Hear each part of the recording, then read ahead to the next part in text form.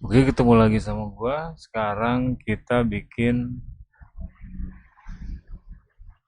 kontainer. Jadi apa bedanya kontainer sama virtual machine?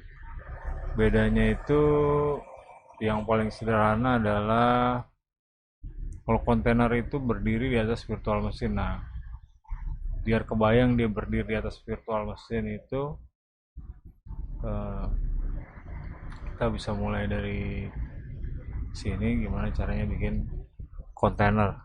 Ya ini kontainer juga cocok buat buat orang-orang yang kalau mau codingnya alamatnya masih pakai IP, jadi kita nggak 192.168.01 slash produksi slash app slash slash slash slash slash gitu ya. Jadi kalau pakai ini kan satu aplikasi satu IP, jadi cukup panggil IP-nya 192.168.01 langsung kebuka aplikasinya. Jadi nggak terlalu banyak slash produksi slash admin slash akunting slash user.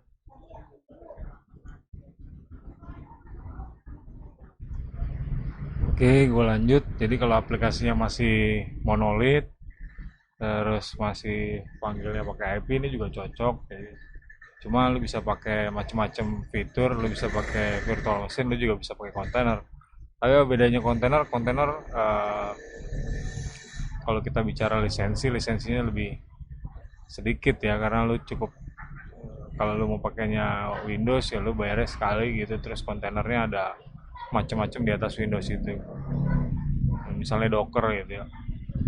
Kalau lo base-nya di atas Linux, ya lo cukup install Linuxnya sekali, sisanya pakai kontainer gitu. Kan juga lebih mudah. Lalu ada panelnya. Ya, tapi ini untuk orang-orang yang hobinya pakai panel ya. Untuk orang-orang yang hobinya full CLI, yang nanti giliran ada orang lain, nambah orang baru dan lain sebagainya, bikin pusing kerjaannya, ya ini sih kurang cocok. Jadi yang masih suka pusing pakai CLI, terus masing-masing aplikasi itu pakai CLI semua, ya nggak apa-apa juga gitu. Cuma ini khusus untuk orang yang mau ngontrol banyak server, banyak virtual machine, banyak kontainer dengan cara yang jauh lebih mudah. Oke, biar kelihatan kontainer itu berdiri di atas, bisa di atas OS. Ini ada di virtual machine ya. Yang pertama kita lakuin adalah eh, download template-nya.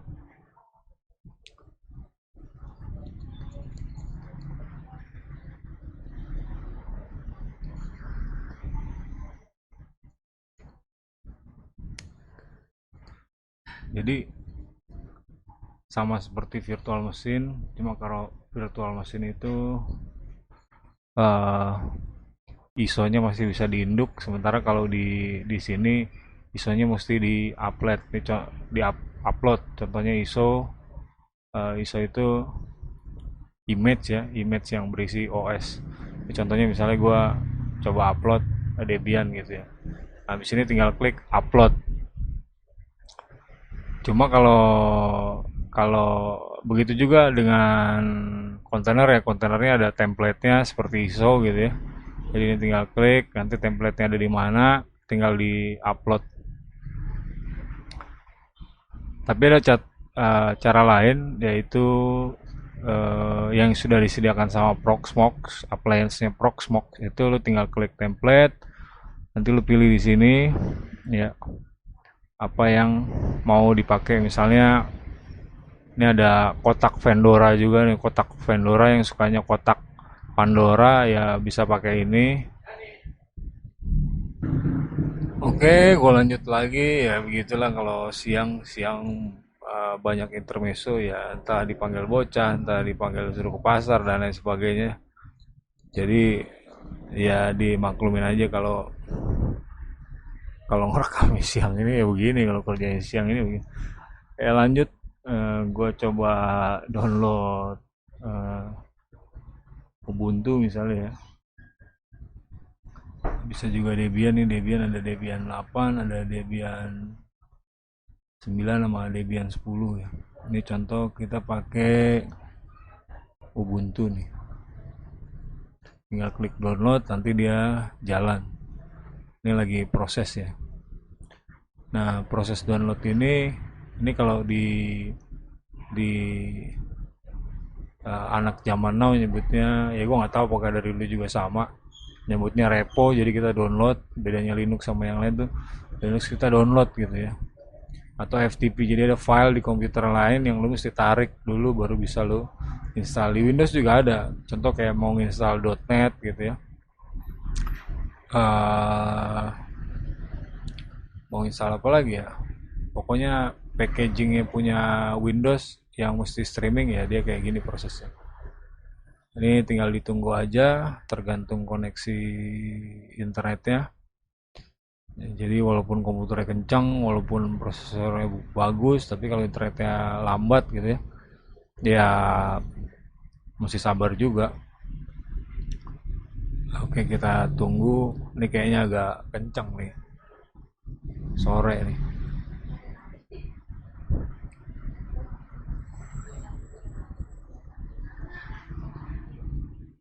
Tapi agak beda emang kalau dia di Inggris, isunya Inggris itu udah mau nerapin 5G ya.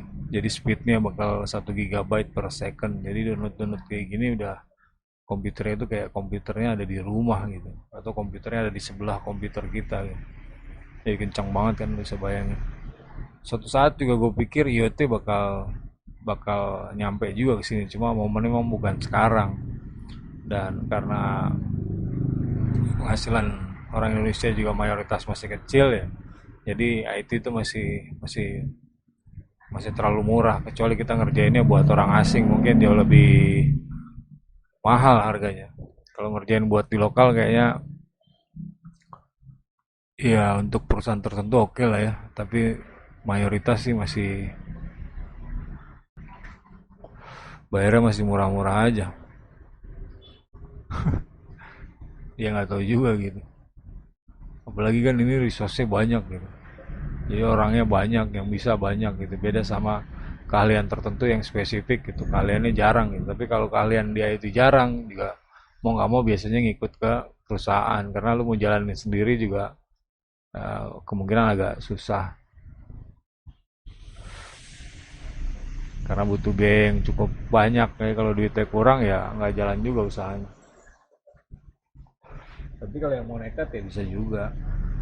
Oke, ini udah dikit lagi mau selesai. Sepertinya sudah selesai, udah 100% ya. Nah, ini udah selesai, jadi sekarang gue udah punya template atau ISO-nya Ubuntu. Oke, ini kita tutup. Ya, sekarang gue udah punya ISO atau template-nya Ubuntu gitu. Yang selanjutnya kita tinggal bikin kontainer itu sendiri. Jadi ini kan ada di virtual machine ya, virtual machine. Tapi di atas virtual machine gue masih bisa bikin sebuah kontainer gitu. Caranya lo cukup klik ini, create, ya kan? Ini hampir sama kayak virtual machine.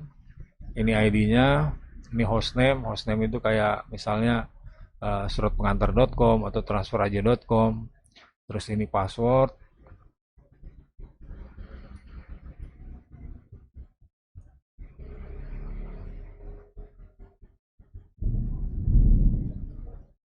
Oke, ini SSH kalau kalau pakai punya SSH ya. Ini tinggal klik mana SSH-nya, tinggal di load gitu ya. Kalau nggak ada ya kita klik next. Ini template yang tadi baru di download. Jadi filenya Ubuntu itu template-nya kurang lebih sekitar 200 mega. Ini tinggal diklik. Habis itu klik next. Nah, ini storage yang mau dipakai. Storage-nya mana? Tadi kita setting 8 giga. Nah, ini juga mau di set berapa. Kalau dia mau 8 giga bisa 8 giga. Kalau 4 misalnya bisa juga 4. Kalau mau 8 ya kita biarin dulu ada. Lalu yang selanjutnya adalah CPU. CPU itu core. Jadi yang bolak-balik gue jelasin. Jadi ada dual core, ada core i3, core i7. Nah, ini fungsinya buat di sini nih. Nah, misalnya ini core-nya kita tentuin satu gitu ya. Ini buat contoh aja. Terus memorinya berapa yang kita mau pakai. Ini contohnya maksimal 512. Nanti kita coba apakah dia bisa di bawah ini, misalnya 256 apa 128. Tapi kita coba di 512 dulu. Oke, ini swap itu jadi kalau memorinya nggak cukup, dia akan pakai memori swap ini. Kita klik next, ini Ether ya kalau di LAN gitu ya, atau di Mikrotik atau di Linux khususnya nyebutnya Ethernet. ETH itu ya sebenarnya kan Ethernet gitu, bukan yang lain lagi. Dia nyebutnya ETH, ini bridge-nya pakai yang mana ya. Terus misalnya kita pilih DHCP gitu ya. Ya ini sementara sih. Nanti ini ada settingan sendiri gimana caranya si kontainer dan virtual mesin di Proxmox itu bisa connect ke internet. Sementara ini karena ini belum di set, setahu gue ini nggak bisa connect ke internet terlebih dahulu. Cuma poinnya yang sekarang adalah kita melihat apa sih itu kontainer gitu kan.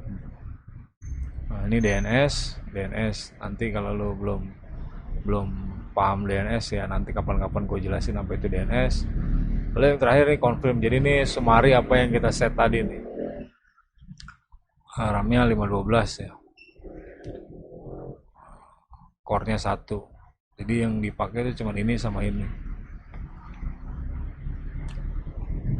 Oke, tinggal klik finish. Nah, ya.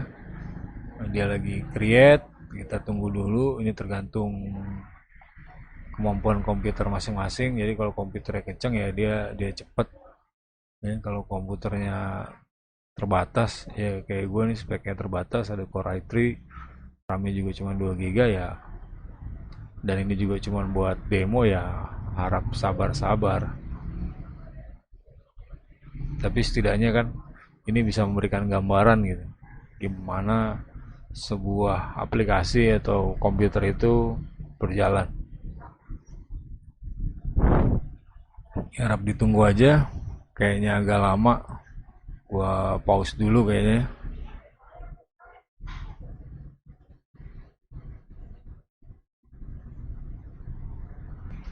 Oke, gue lanjut. Ini udah selesai seperti yang lo lihat ya. Jadi cuma diklik, klik, dia udah selesai. Ini kita tutup. Nah, sekarang kita klik di sini. Kalau di Proxmox, gue nggak tahu apakah di semua Linux mereka nyebutnya Node. Node itu sama seperti kalau di Hyper-V adalah file ya. Jadi nama virtual mesinnya apa? Kalau di Hyper-V itu bentuknya begini. Sementara kalau di Proxmox bentuknya begini. Nah ini kalau di Hyper-V kita nyebut masing-masing itu tetap biasa ya, name gitu ya. Kalau di Linux mungkin biar nggak sama, dia nyebutnya node gitu ya. Jadi biar clear, node itu apa? Node itu kalau menurut gua sama sih file ya. Ya. Terus kalau mau kelihatan bedanya ya di sini ada konsol ya atau CLI ya. Saya akan connect ke sana. Nah, ini kalau mau di start ini tinggal klik start nih. Klik start, kita tunggu dulu.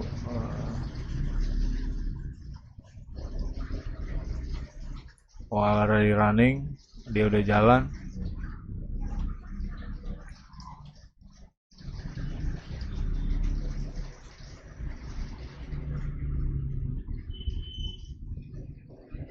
Oke, nah sekarang lu udah bisa lihat dia mirip banget sama virtual machine dalam bentuk CLI ya. Lu bisa kesini. Jadi dia punya IP-nya sendiri. Nah, dan ini kecil banget gitu. Ya. Kecil banget.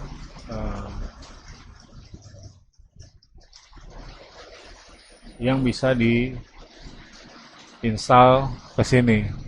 Eh, bisa taunya dari mana? Lu bisa lihat di sini nih. Eh, resource-nya bentar. Oke, jadi lu bisa lihat resource-nya itu di sini. Kalau sumarinya sih ada di sini.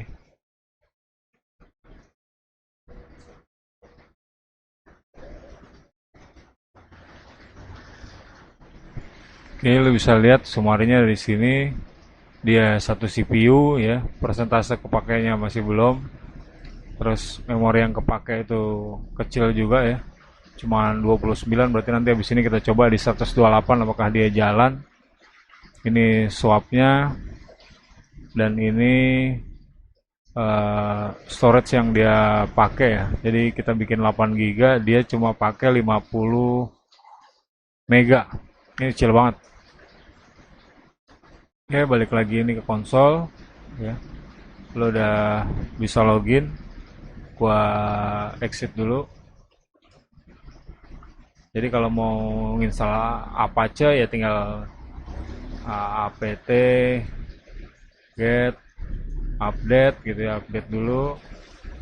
Terus setelah itu lu tinggal klik apt, ini sintak ya, sintaknya dia gitu. Ini kalau di itu kan install, apt install Apache 2 gitu ya. Nah, ini bedanya di kontainer sama di ini udah jalan. Sekarang kita shutdown.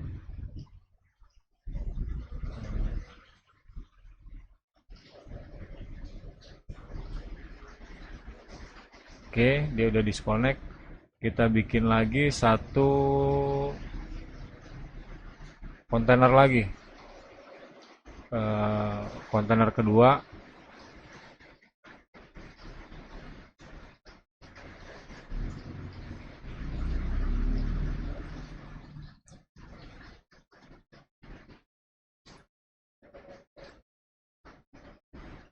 Ini ID-nya. Kita klik next, next aja langsung ya. Nah, ini kita cobain di memorinya ini di 256, coba jalan nggak di 256. Ini lagi trial aja nih sama kayak tadi ya. Ini koneksinya LAN, jadi kita bisa connect ke situ langsung aja nih next DNS. Gue belum jelasin soal DNS. Nah ini udah jadi ya, core-nya 1, RAM 256 ya. Harddisknya yang di set masih kapasitas 8 GB. Ini bentuknya dynamic, jadi dia membesar saat dipakai gitu.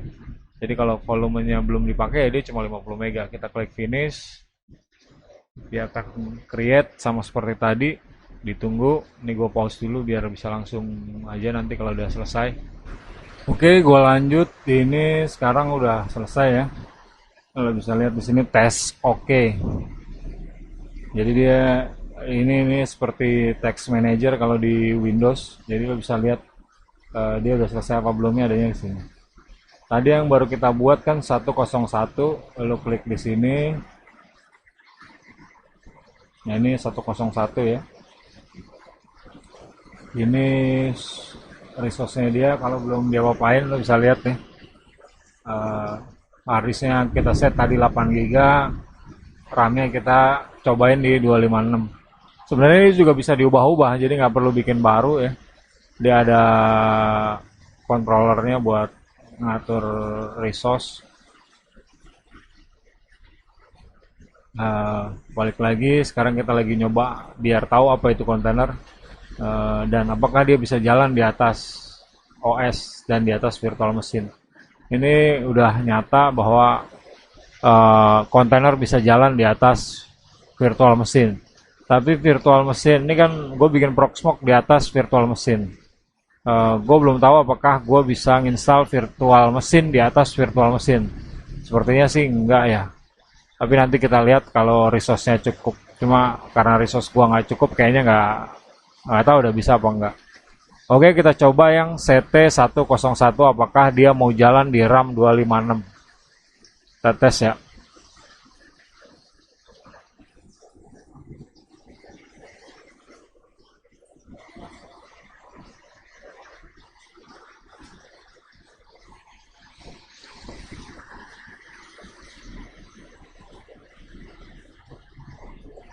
Oke, lu bisa lihat dia di luar di 256 juga ternyata jalan ya. Jadi lu bisa maksimalin resource yang lu punya dengan kontainer.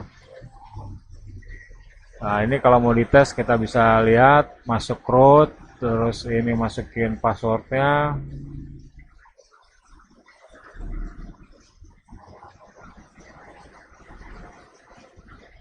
Nah, sekarang lu udah masuk ke si Ubuntu. Ya. Jadi ini kontainer yang berjalan di atas sebuah virtual machine. Sekian dulu dari gua. Terima kasih udah nonton video ini. Lain waktu gua lanjut lagi kapan-kapan kalau gua punya waktu. Pantengin dulu terus channelnya. Klik subscribe. Kalau lu masih belum paham, lu bisa ngulang-ngulangin video ini. Ya lu tonton langsung di sini biar jam tayang gua tercapai tanpa gua harus pakai pola yang lain ya. Oke, assalamualaikum warahmatullahi wabarakatuh. Ini gue shutdown dulu. Oh ya, sebelum gue akhiri, jadi dari sini lo bisa lihat bahwa virtual machine itu cocoknya kontainer khususnya cocoknya untuk orang yang bikin banyak aplikasi, misalnya di pabrik gitu ya, dengan banyak banyak aplikasi, terus dia pengen IP-nya sendiri-sendiri. Yang kedua adalah yang yaitu kalau yang tadi IP-nya sendiri-sendiri dan masih monolit. Yang kedua, kontainer cocok untuk aplikasi yang sudah bukan monolit. Artinya ini ada kontainer 1, kontainer 2, kontainer 3 dan seterusnya gitu ya. Dan dia bisa saling berhubungan gitu. Nah. Oke, sekian dulu dari gua. Terima kasih sudah nonton video ini. Karena sekarang udah azan, gua lanjut kapan-kapan. Assalamualaikum warahmatullahi wabarakatuh.